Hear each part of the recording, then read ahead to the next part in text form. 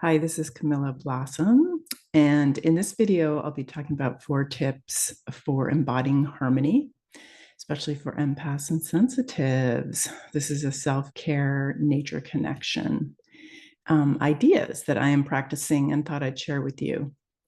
I was tuning in this morning too and recognizing that the blue elf who came in my oracle reading for the solstice in this cycle in summer is also part of that. And what he is sharing with these tips and ideas and practices is that we are unplugged from the old matrix. We're beyond that space of the solstice, which is kind of like the pause between the in breath and the out breath. And so you can think of when that sun in the northern hemisphere is at its peak, and then it's moving into less and less light from now on. So there's this moment that we've just been in that is a very powerful peak of that solar energy, of those light codes, of this shift. And this was used as an opportunity to help us awaken, to help us evolve, to help us jump to that next optimal timeline. I know for myself, I worked a lot with, or played a lot, I should say, with the fairy realms, the dragons, the unicorns, the trees, all the mystical beings, and received lots of initiations and shifting and cleansings. So you may have experienced a lot of that kind of unplugging, releasing of the old, stepping into the new, and then in this pause, this kind of reset, this reorganization, this renewal of ourselves happened. And now I'm coming out of that. And there's a lot that happened. So just allowing ourselves to rest and simplify in these different things that I'm going to share. But one of the things before I get into that, one more thing about the blue elf is he's called the celestial blue elf, and he came in some years ago. It says Bridge 5D New Earth. And if you are needing support with releasing some of those old beliefs, those attachments to old structures, the ways that really kept us kind of separate from nature, the blue elf is your guy. He also works with land, but he is available for anyone that needs help kind of moving through. So when I was tuning in and preparing to do this video, he came in and said, yeah, I'm part of these messages, and wanted to bring that forward. All right. So, and also in the readings or the videos I've done recently, you may have seen there's one on embodiment for the solstice.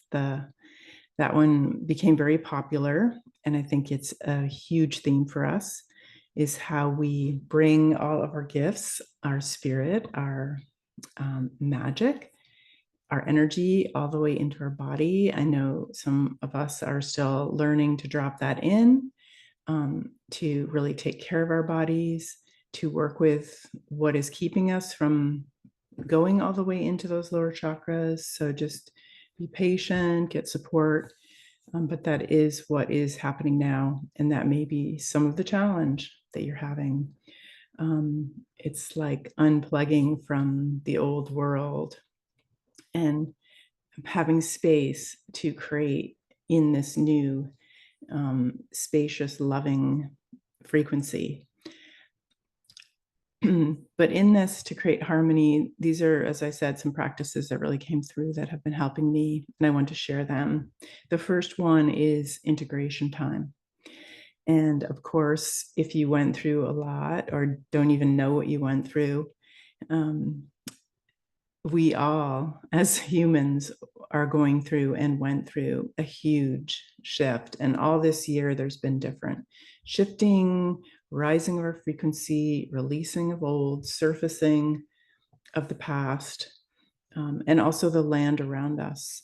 So taking time to rest is super important, because that will help the integration, like help us digest, assimilate, and integrate, and then embody, and then it becomes part of us. So we're in that like part. And lately I've been really drawn to doing puzzles, and I thought, oh, this is interesting. But I've noticed in one of my journeys at the solstice that it was like all these different pieces and aspects of myself that felt like, how do those go together? How do I be all of this and be whole and in oneness? But it was so beautiful because there's all these pictures and ways that all these different pieces were coming together. And I was shown like, oh yeah, you're this and that, and here's how we blended them for you. And so just recognize there's a lot of blending of different aspects, and that will clear the conflict, even the conflict between the two amazing parts of you that you don't know how they work together. And so this is the time, the integration time, that to just surrender and allow the blending. For me, it was not that there was a big conflict, but expressing white buffalo calf woman energy and the fairy queen energy. And there was this vision of this white pipe that was both white chanupa of the tradition of white buffalo calf woman, but it was also in the shape for a fairy. So I felt like that was such a beautiful blending of these two aspects that I carry. So allow yourself to rest in integration time and know that that's very much needed. Like our body is receiving more and more light, more and more codes, more and more changes. And we need, especially as sensitives and empaths, to rest, to be on our own as well, to not be in other people's energies, to clear other people's energies out of our fields, and to let the body adjust to all this new light. So the second one is simplify. And I know a lot of you are feeling that too, and I'm feeling it, trying to make more and more changes in my work and how I show up and what I'm doing to be more simple. So this is really a calling. If you're choosing to live a spiritually guided and intuitively led life in the 5D, then you're going to be longing for simplicity.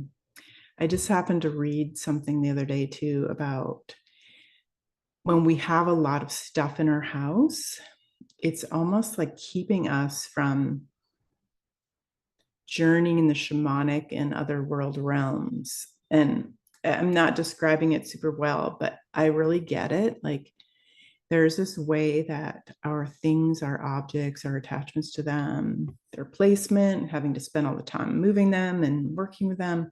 Like if we can really simplify and let go and make more space, then we have more space for magic, like for entering these beautiful realms of nature, of the fairy realms, of the spirit realms, of working in much deeper ways without those kind of distractions, I suppose.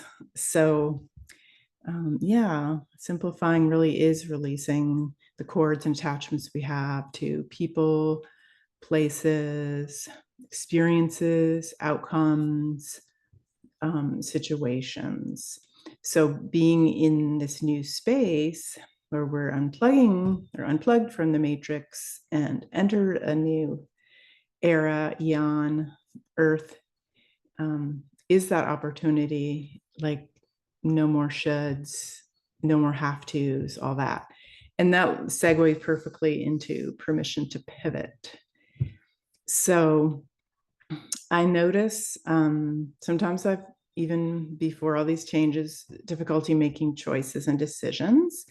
I think being a Libran, I tend to see the different sides of everything. But this permission to pivot is like, it's okay to change your mind at any point in time. I think it's much more important to listen to yourself in every moment and make a decision from that point. And if you told people that you were going to do something with them the next day and you're just not feeling it, it doesn't feel good, then change your mind. If you feel like you're on this strong path and like working so hard to make this thing happen in your career, let's say, and it's like, this just isn't feeling right. I'm it's not happening, it's confusing, it's too complicated, then pull it back and go, okay, what will make it super simple? I just did that in my patron community. I just simplified everything, said, I'm just going to make it super simple and have less tiers and just focus on all this with the same group. So that feels really good. And if it helps you just feel cleaner and clearer and more space. And it's also that reminder of our personal power. Our personal power is all about choice and the choices we make. So it's like, what do you want to choose in this new era? Do you want to choose what feels good for you? Or do you want to choose what feels good for someone else? Well, if we're acting from a spirit-led place, an intuitively guided life, a 5D life, a life of more joy and alignment with love and what we want to create, then our personal power is super important. The choices we make all the time.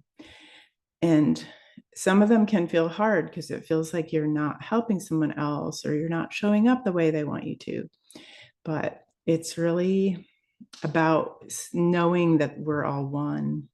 And sometimes the person that maybe you were showing up for before all the time needs to have the time to themselves. They need to go through a period where they can discover their own source, their own personal power.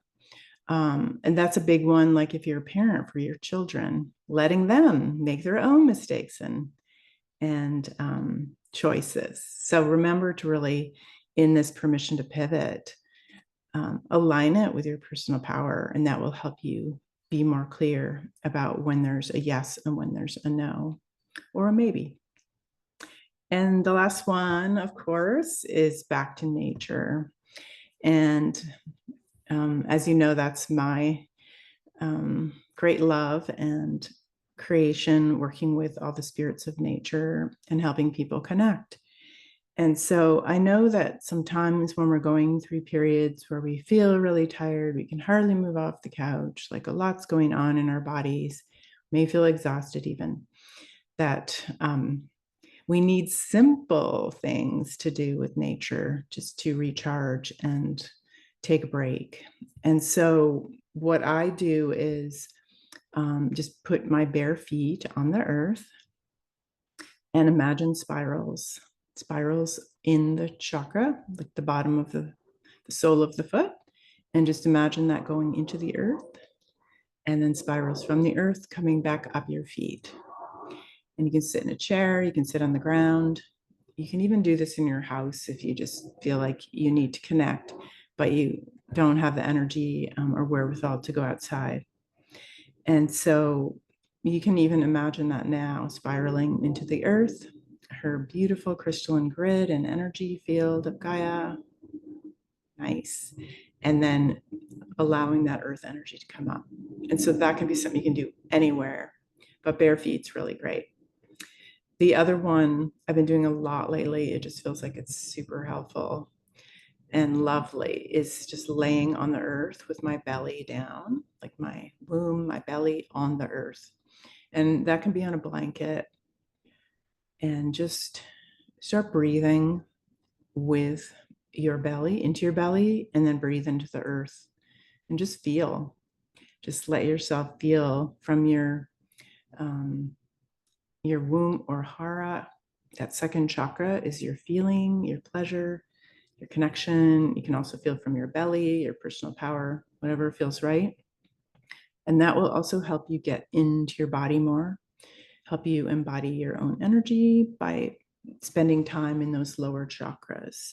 And as you breathe in and out with the earth, you can receive that healing too, healing from all the nature spirits. You can ask them to come in and help you as well. And then the last one is putting your ear to the ground. Someone mentioned this. I thought, oh, that's perfect. So you can lay on the earth and just put your ear against the ground, or you could put your ear against a tree or whatever, and just listen. And know that the language of nature is not necessarily English or Spanish or French, whatever you speak. It is the language of your heart. It's the language of feelings. It may come in as sounds, it may come in as frequencies, it might come in as just how you feel, what you're sensing in your body. It may come in as words or poems, songs, sound. So invite you to kind of open your version of attunement through your higher hearing chakra, your regular ears, but also your higher octave ears, and clear audience for those who work that way. So I hope this is helpful for you. And I also want to take a moment to thank all of you so much for subscribing, for commenting. I'm reading all your comments and I'm trying to get back to everyone, but thank you so much. I really appreciate connecting with all of you. If you'd like to do more of that, there's information below. And have a beautiful time of rest and joy, and knowing that with this busier summer season, these practices are really helpful, especially in between the activity and the play, and or to bring it into the play as well. So have a beautiful day. Thank you.